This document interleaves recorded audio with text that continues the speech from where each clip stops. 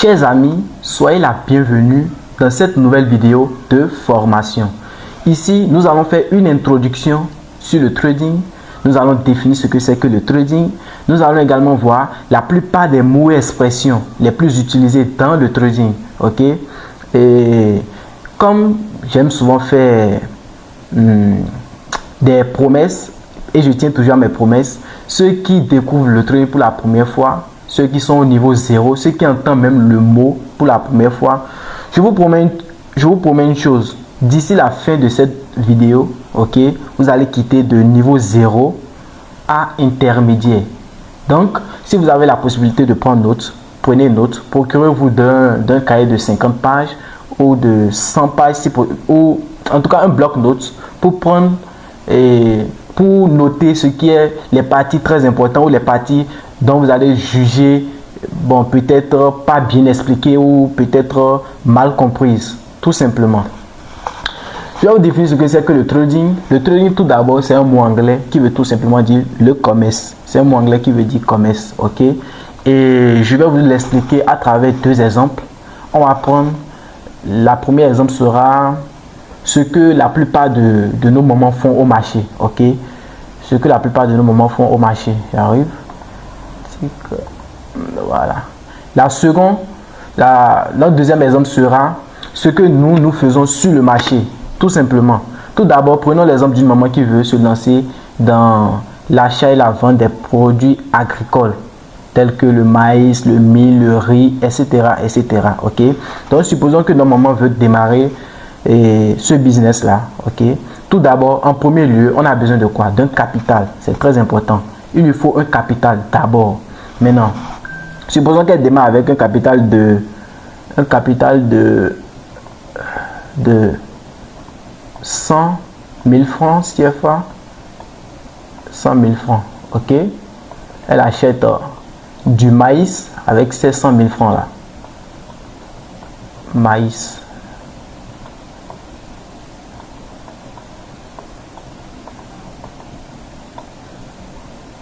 Et au bout de 6 mois,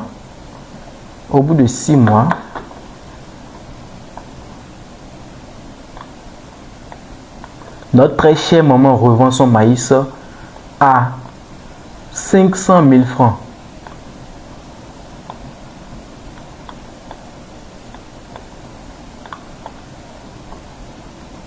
$500 000 francs CFA. Là, maintenant, il a fait un bénéfice de 400 000 francs. 400 000 francs CFA. Notre chère maman vient d'effectuer le trading. Jusque c'est physique. Ça, c'est du trading physique. C'est du commerce physique. Ok? Parallèlement chez nous, comment est-ce que ça se passe? Tout d'abord, ceux qui sont nous qui sommes dans la partie francophone, ok? La partie francophone, le franc CFA n'est pas lissé dans le franc CFA n'est pas en bourse en fait. Le franc CFA, on n'utilise pas le franc CFA sur les plateformes d'échange. Donc il faut d'abord convertir le franc CFA, ok? Donc supposons que nous aussi nous voulons démarrer notre trading avec 100 000 francs CFA. 100 000 francs CFA. C'est une supposition. Donc je prends les 100 000 francs CFA. La première chose à faire, c'est quoi? C'est de le convertir, soit en euros, soit en dollars. 100 000 francs CFA fait environ 170, 169 dollars comme ça. Environ. Je ne sais pas exactement. Bon, disons 200. Disons que nos 100 000 francs font 200 dollars. 200 dollars. Voilà. Maintenant, après avoir converti, pour faire la conversion, il y a plusieurs plateformes pour ça. Il y a EasyChange, il y a Binance, Bybit, Nest. Il y a plein de plateformes. Moi-même, je le fais également. Je profite pour le dire. Si vous avez des USDT et que vous le voulez en francs CFA, mais vous avez du franc CFA, vous le voulez en USDT, je le fais via Moneymakers Exchange. Tout simplement. Ensuite, on prend maintenant nos... J'ai écrit quoi? J'ai écrit 2000 dollars. Moi, j'aime beaucoup d'argent. Donc, on prend nos 200 dollars. Je vais effacer ça. On prend nos 200 dollars.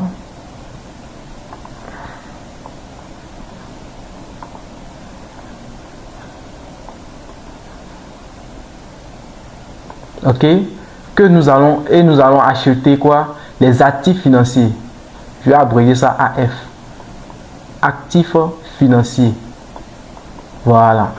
Maintenant, et je vais définir ce que c'est que les actifs financiers dans la suite de la vidéo et vous donner quelques exemples. Ok. Ces actifs financiers là, au bout de 6 mois, ok, ça peut être un mois, ça peut être bon, c'est 6 mois, 6 mois, ok. Au bout de 6 mois, une semaine, une journée, ou même 10, 15, voire une minute même, ou 15 minutes, 15 minutes. Là, c'est SGMI. Je vais mettre ça comme ça. C'est un peu difficile d'écrire avec la souris, honnêtement. Donc, au bout de 15 minutes, ok, nous revendons nos $200 à combien? À $500.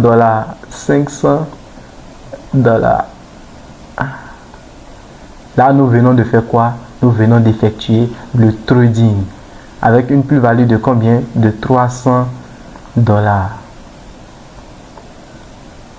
Tout simplement. Donc, c'est en résumé, c'est ça qu'on appelle le trading. Ok, nous venons de faire le trading. Seulement que ça se passe en ligne, dans des plateformes d'échange. Ici, ça se passe physique, au marché, et voilà, etc., etc. Je vais effacer et nous allons définir ce que c'est qu'un actif financier. Un actif financier, ok, c'est tout simplement ce qu'on peut acheter ou revendre sur les marchés financiers ou dans les marchés financiers, ok, tout simplement. Donc, nous avons les actions, les obligations, les devises, les matières premières, les indices boursiers, les cryptos, etc., etc. Il y en a plein, ok. Et au niveau des actions, il faut juste retenir que c'est une portion d'une entreprise que vous achetez. Quand on dit par exemple, j'ai les actions de Apple ou bien j'ai les actions de, si quelqu'un vous dit il a les actions de Facebook ou les actions de, je sais pas, Samsung, c'est qu'il a acheté une portion de cette entreprise-là. Donc, il détient une partie de ces entreprises-là, de cette entreprise-là, tout simplement. J'arrive à mettre quelque chose là.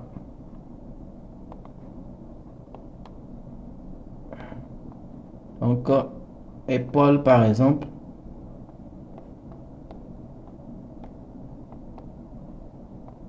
Et au niveau de l'obligation, ok, ceux qui détiennent des obligations, c'est ceux-là qui prêtent leur argent aux entreprises, bon, aux grandes entreprises ou à l'État même. Il y a d'autres même à l'État, ok. Ce sont des obligations. Je vais vous donner un exemple. Au niveau des obligations, supposons que vous avez $1000. Vous avez $1000, ok. Et que vous prêtez votre $1000 là. Vous prêtez ça à une entreprise. Bon, une entreprise ISA, ok. Et cette entreprise là vous promet 5%. J'ai mal commencé mon dessin, j'arrive. Je vais refaire ça.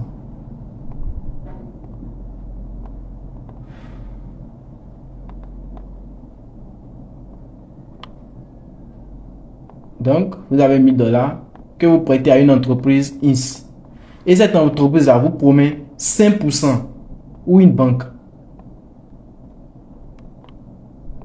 de votre investissement en un an. Ce qui va tout simplement vous faire $50. Donc, ceux qui mettent leur argent dans les trucs de Ponzi, c'est la réalité ça. Au plus 5, voire si c'est trop même, vous allez trouver. En tout cas, on trouve jamais moins de 10%. Donc, faites attention à vos plateformes d'investissement. Je profite en même temps. Donc, au niveau des devises, les devises, nous avons, c'est même la partie du forex, nous avons l'euro, c'est là maintenant. Les devises, eux autres, ce sont les trucs là, les monnaies utilisées dans les pays, dans les grands pays. Ok, il n'y a pas le franc CFA dedans, on exclut. C'est pour cela, même au début de la vidéo, vous allez voir que j'ai parlé de trucs là, de la conversion, qu'il faut mettre le franc CFA en dollars d'abord ou en euros. Ok, donc au niveau des devises, nous avons l'euro pour l'Europe, l'euro, voilà, EU, R. Nous avons l'euro. Nous avons le dollar américain. USD. USD. Nous avons le GBP. Bon, Grande-Bretagne, mais comment ils disent ça là? Ouais, c'est pas trop. Le GBP. Le yen japonais. Le JPY. JPY. Tout simplement. Maintenant, au niveau des matières premières, là nous trouvons l'or, le gaz, le café, le cacao, etc., etc. Ok, je vais mettre l'or. Ce sont des actifs financiers. Ici, au niveau des indices boursiers, nous avons le SP500, SP500, SP500, 500, qui veut tout simplement dire quoi? Les 500 plus grandes entreprises américaines, ok, US. Il y a aussi le DAX 40, etc., etc. Il y en a plein. Tout ça, on n'aura pas à l'utiliser, c'est juste bon, pour vous dire un peu comment ça se passe. Il y a aussi les cryptos. Au niveau des cryptos, on trouve quoi? Le BTC, ETH, l'Ethereum, ETH. Nous avons également le Solana, plein d'autres aussi. Tout simplement. Donc, l'ensemble de tout ça, on les appelle les actifs financiers. Nous allons noter ce qu'on a vu jusqu'à là. Nous avons vu ce que c'est que le trading. Nous avons défini le trading. OK. Nous avons vu ce que c'est que le trading. Nous avons également vu ce que c'est les différents types d'actifs financiers. OK. Actifs financiers. Nous avons ce que c'est qu'un actif financier. Voilà. Maintenant, nous allons voir ce que c'est qu'un entrée.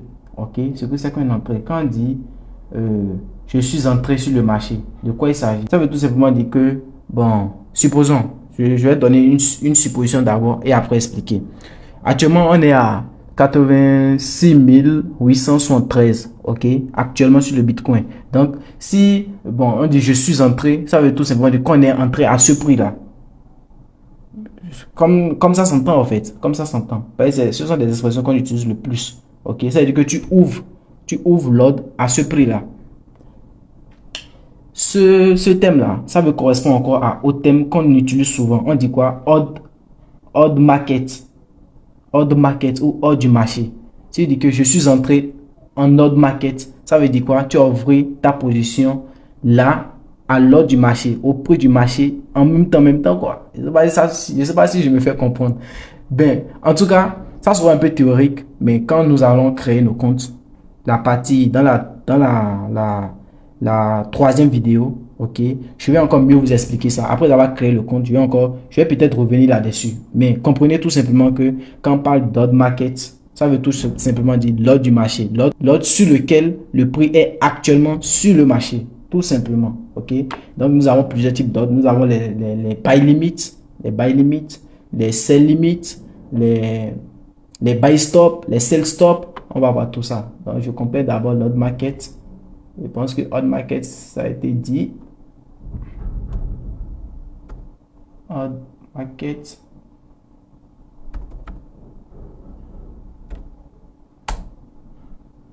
Odd du marché ou odd du marché.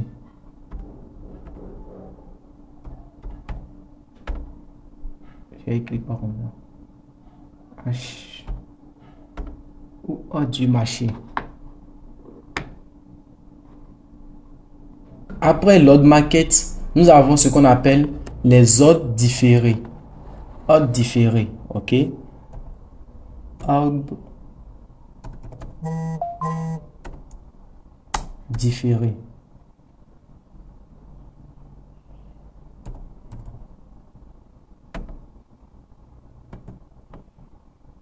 différés. C'est quoi avec... voilà. Nous avons les ordres différés. Et c'est dans la famille des ordres différés. Nous avons les buy stop, les sell stop, les buy limit, les sell limit. Je vous explique. Je vous explique. C'est quoi un buy stop? On va commencer. Les autres, c'est dans la famille des ordres différés qu'on a les buy stop, les sell stop. J'arrive à mettre buy stop et expliquer ce que c'est qu'un buy stop. On va expliquer. Voilà. C'est quoi un buy? Un buy stop. Un buy stop. Ok. Quand on dit buy stop, ça veut tout simplement dire quoi? Ça veut tout simplement dire que selon nous, on suppose que le prix est là à 86 873. Ok. On dit ça c'est le prix du BTC actuel. Donc on dit que selon nous, notre expérience, on se dit que si le prix arrive ici à 93 945, il va continuer encore. Donc là maintenant on place un buy stop. Donc tout ça vous allez voir ça encore dans la plateforme. Je vais vous apprendre à placer ça. Mais ce qui est sûr, je vais pas vous conseiller à l'utiliser. C'est ce que moi j'utilise, peut-être je vais vous recommander. Je vais pas vous recommander l'utilisation de buy stop, sell stop. Moi j'utilise les autres markets. J'entre au prix du marché, tout simplement, où je place les buy limit, les sell limit. Mais bon, vu qu'on est en train de parler de leur famille, on va les introduire dedans. Donc selon vous, si le prix quitte ce point-là, pour ce point-là, il va continuer. C'est là maintenant on place un buy stop. Et pour les sell stop, ça veut tout simplement dire quoi? Selon nous, ok. Si le prix arrive là, si le prix quitte ce point-là, c'est le prix actuel, c'est le niveau du prix actuel ça. Si le prix quitte ce point-là et il arrive ici, selon nous, il va encore continuer. Maintenant, donc on met ça d'avance et puis même si on n'est pas là, ça se déclenche en fait. Là, nous avons notre sell stop. Nous avons notre sell E2L stop. Bon, voyez la flemme d'écrire avec la souris. Hein? J'espère que vous avez compris. Tout simplement. Et avant que ça se déclenche, quand on règle, on met, en tout cas, quand on sera de l'autre côté, je vais vous apprendre à placer ça. C'est quand le prix traverse ça et il revient là-dessus que ça se déclenche. C'est pas que quand le prix vient, maintenant ça se déclenche, non. Le prix traverse d'abord, il revient avant que ça se déclenche. Donc, ce sont les expressions qu'on va plus utiliser. Donc, si prochainement quelqu'un parle de buy stop, sell stop, ça sera plus fétiche pour vous. Tout simplement. Maintenant, nous allons voir les buy limit et les sell limit. J'arrive à noter d'abord sell stop.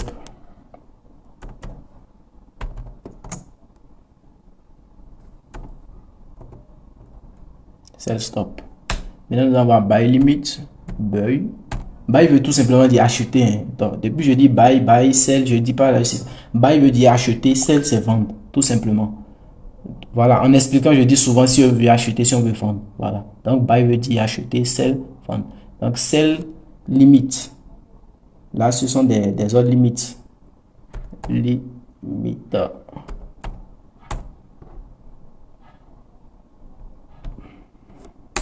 Quand on commence par utiliser ces ordres-là, ok, selon nous, on dit quoi? Selon nous, d'après nous, nos expériences, quand on veut utiliser ces genres d'ordre-là sur le marché, quand on veut placer, on veut entrer en position avec ce type d'ordre-là, buy limit, on se dit quoi? On se dit que si le prix arrive là, ok, qu'il achète, non, ça reste souvent en bas du prix.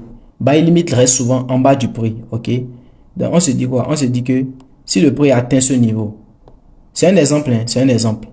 On règle la plateforme, on met buy là, on met buy limit, on règle avec le montant qu'on est prêt à risquer, buy limit, ok. Quand le prix va descendre de ce point là à ce point là, directement il va acheter. Directement, il va acheter. Selon nous, le prix va remonter en haut. Je ne sais pas si je me fais comprendre. Même chose pour sell limit. Donc, on suppose que là, on se dit qu'une fois que le prix va arriver ici, il va chuter. Donc, selon nous, si le prix arrive là, il va chuter. Là, on met les sell limits. Sell limits. Bon, j'espère que vous avez compris. Je vais écrire ça ici.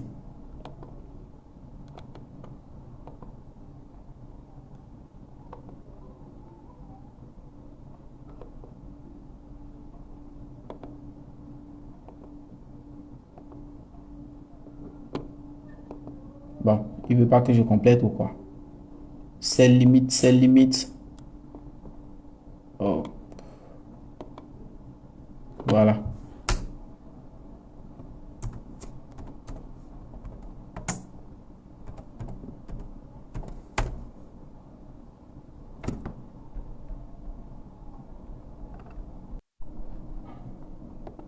Donc, nous allons ensuite voir les TP, T-Profit.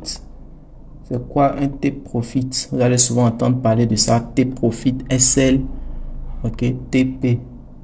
Bon, je vais abréger, je vais pêcher. Ou T-Profit, ok, T-Profit. Bon, je vais tout mettre en même temps.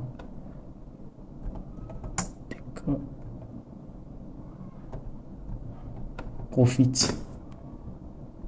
C'est notre objectif en fait. C'est l'objectif d'un trader. Et ça aussi, on peut le régler automatiquement. La plupart du temps même, ça se met d'avance. Je vais supprimer tout ce qui est là-bas.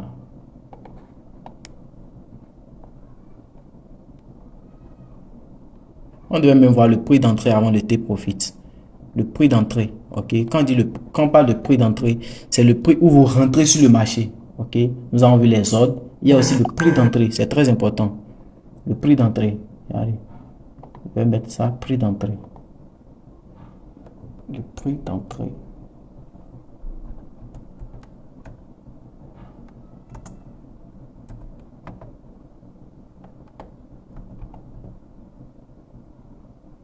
R, prix d'entrée. Moi avec mes accents là. Voilà, le prix d'entrée.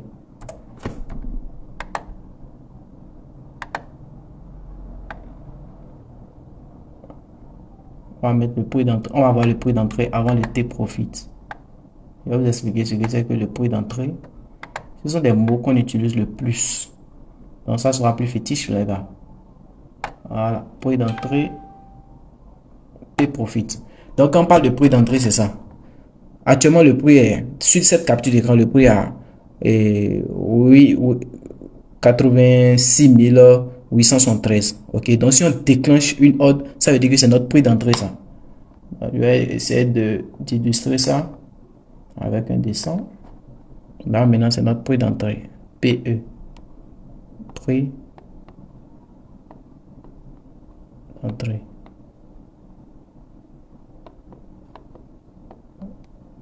Voilà.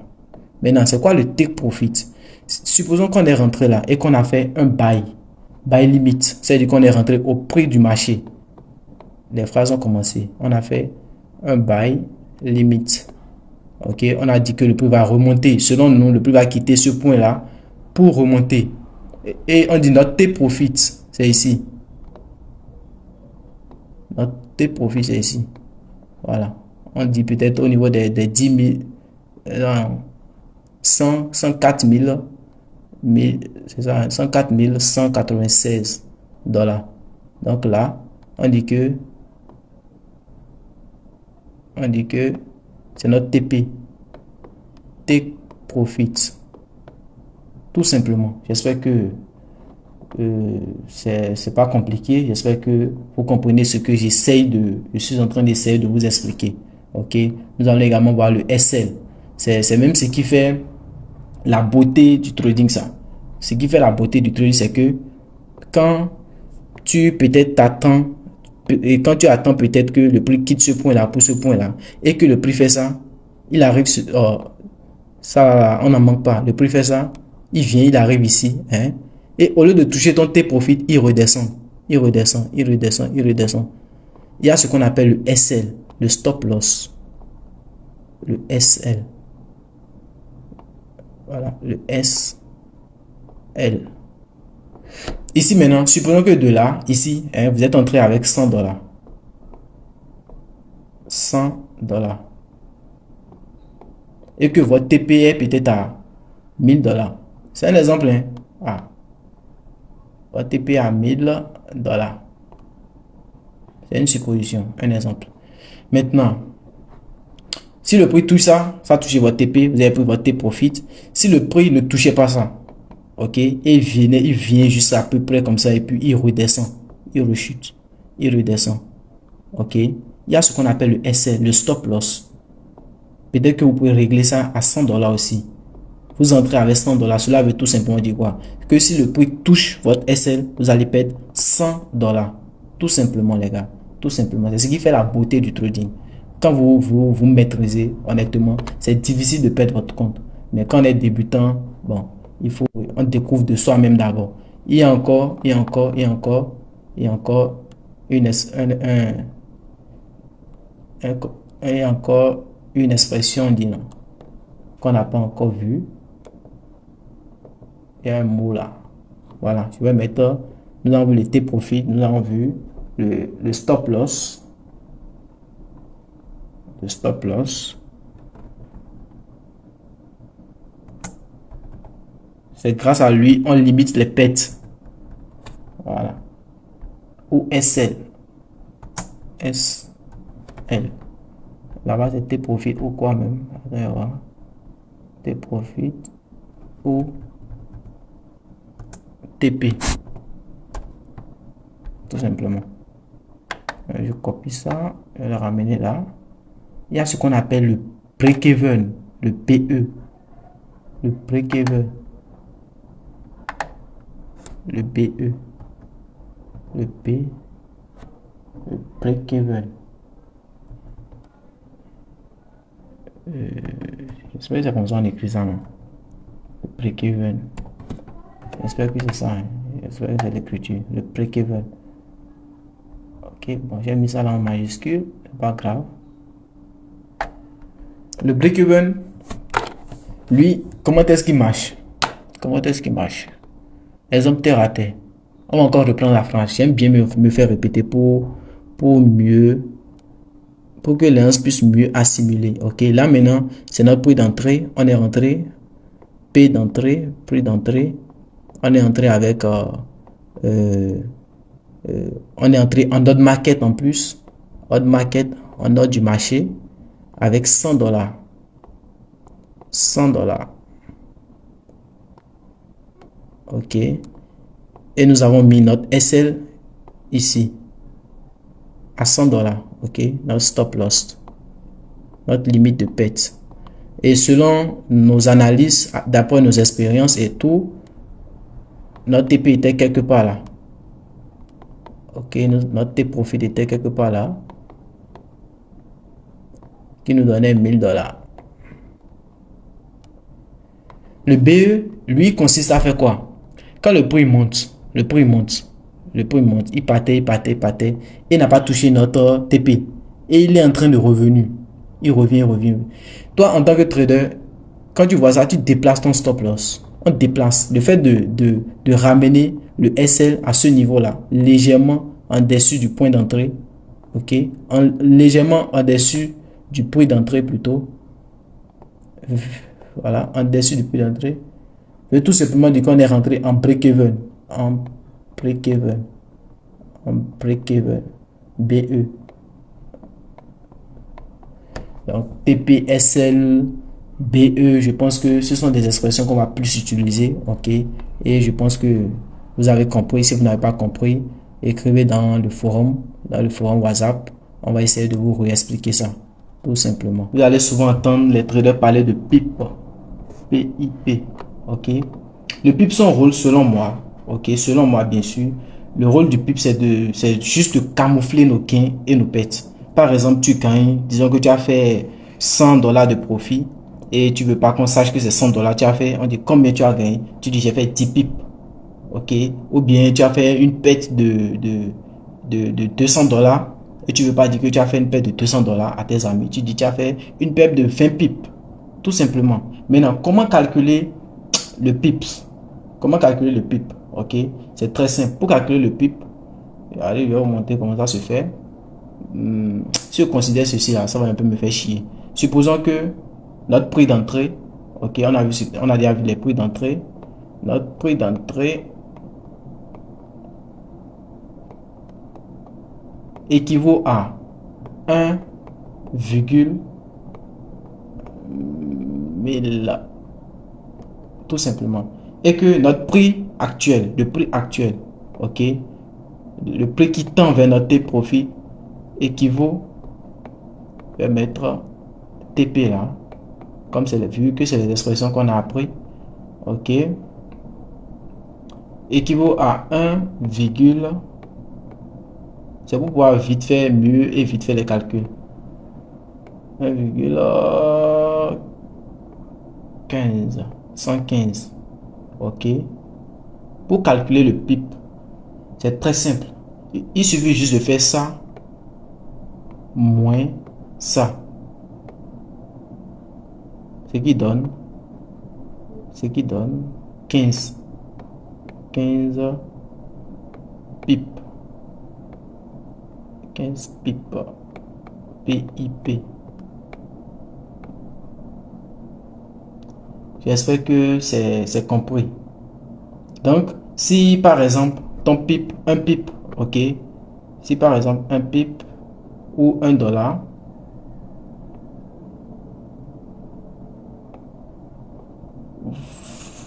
si $1 vaut 15 pips, c'est un exemple, hein. Si $1 vaut 15 pips, voilà, 15 pips. Pour connaître l'appareil du pip, on va juste faire 1 fois 15, tout simplement. Ce qui va donner $15.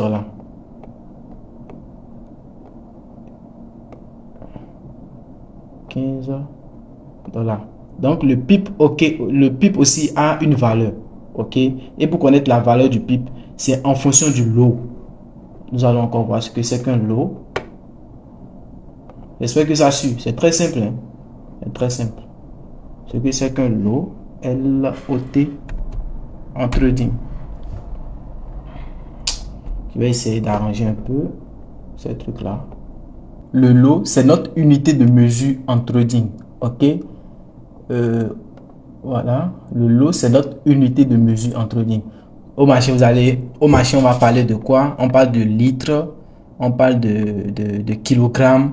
Genre, je veux 2 kilos de riz, etc., etc. En trading, nous autres, on parle de lot, ok? On parle de lot. Et il y a 3 grands types de lots. Il y a les lots 1 sur le marché forex, bien sûr, qui sont souvent représentés par les lots standards. On dit souvent lot standard, S, T, A, lot standard, ok.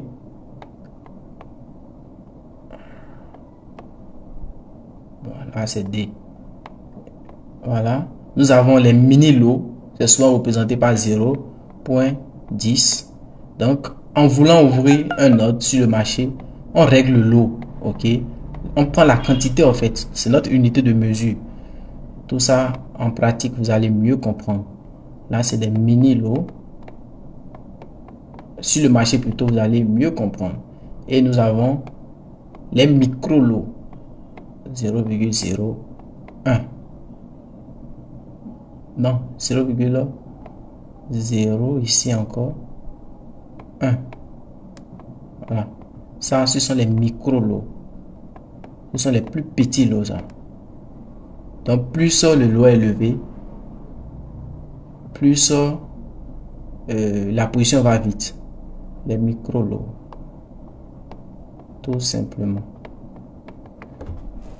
Nous allons voir l'effet de levier. L'effet de levier. Ok. Je vais mettre ça ici en même temps. L'effet de levier. J'ai écrit quoi là?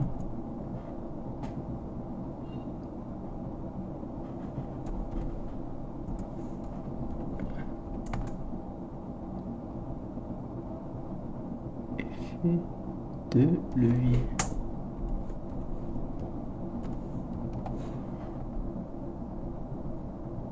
pense que c'est ça. Donc, l'effet de levier, c'est quoi? En fait, c'est de l'argent qu'on prête chez notre broker. Ok? Je vous explique. C'est très simple. Supposons que on a 10 dollars. C'est juste ce que nous on a. Et on a envie d'ouvrir une grosse position. Ok? Une position de, de, de 100 dollars par exemple. Notre broker nous passe ces 100 dollars là. Ok? 1%. 1%. On prête ces 100 dollars là chez notre broker grâce à l'effet de levier. Ok? Tout simplement. Donc c'est le rôle que joue l'effet de levier. Et ça se règle dès la création du compte. C'est au niveau de la création du compte en même temps on règle ça.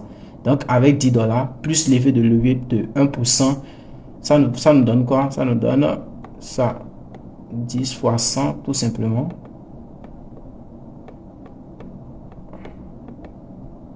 Et qui nous donne 1000 dollars. Donc on peut prochainement prendre une position de 1000 dollars grâce à l'effet de levier. Tout simplement. Mais les trucs là, comment dire, les risques aussi sont très élevés. Ok, quand plus l'effet de levier est grand, les risques aussi, les risques de perte. Ok, c'est très important. Les risques de gain également. Voilà, quand ça part dans ton sens, les risques de gain aussi sont très très énormes. Donc ça c'est la signification d'effet de levier. Supposons que nous voulons prendre une position de 1000 dollars. Ok. Grâce à l'effet de levier. Grâce à l'effet de levier, nous voulons prendre cette position-là. Ok. Le broker, lui, il va faire quoi? Il va bloquer 10 dollars. C'est une supposition, hein? 10 dollars. Avant de nous permettre de prendre cette position-là. Ces 10 dollars-là représentent la marge. C'est automatique. C'est automatique. C'est le broker même qui le fait. Ok. Donc, quand on parle de marge, c'est ça. C'est ça. C'est l'argent que le broker nous bloque pour pouvoir, avant de nous permettre d'ouvrir nos positions. Ok. Et avant même que le broker nous bloque ça, le broker contrôle quoi? Le lot. Il y a d'abord le lot. Ça, c'est l'algorithme qui le fait. Quand on veut utiliser, le broker regarde le lot qu'on veut utiliser. Ensuite, notre effet de levier également. Donc, il regarde l'effet de levier, il regarde le lot. Et en fonction de ces deux éléments-là, il bloque maintenant une partie de notre capital. Voilà, tout simplement. Donc, c'est ça qu'on appelle, je vais noter en même temps, c'est ça qu'on appelle la marge. La marge.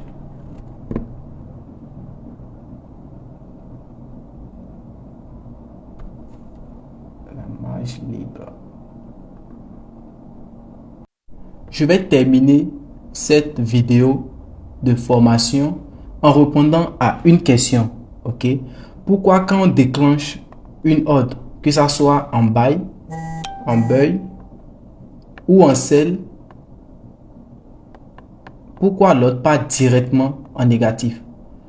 Vous allez constater ça quand vous allez commencer par trader. Que ce soit en buy ou en sell, l'ordre pas directement en négatif. D'abord, de quelques pips, soit 2 pips, ok, de négatif. Pourquoi? C'est tout simplement parce que notre broker, ok, prélève des petites commissions comme TAS, des petites commissions. Et c'est immédiatement quand on déclenche l'ordre. Il n'y a pas de je vais essayer et couper. Si vous déclenchez en même temps l'ordre, le broker lui il enlève ses TAS directement. Donc, c'est en fonction aussi de la paix. Ça dépend aussi de la paix. Ok. Et c'est aussi une différenciation. C'est parce que là, on ne peut pas voir ça. On ne peut pas voir ça. Sinon, c'est une variation de prix. C'est très collé comme ça. C'est fine. On n'arrive pas à voir ça. Donc, à peine 1 à 2 pips. Quelque chose du genre. Donc, quand vous déclenchez, que ça soit en buy ou en sell, vous êtes d'abord négatif. Donc, le broker, lui, il enlève cette tasse. Tout simplement. On appelle ça le spread. Je vais mettre ça ici.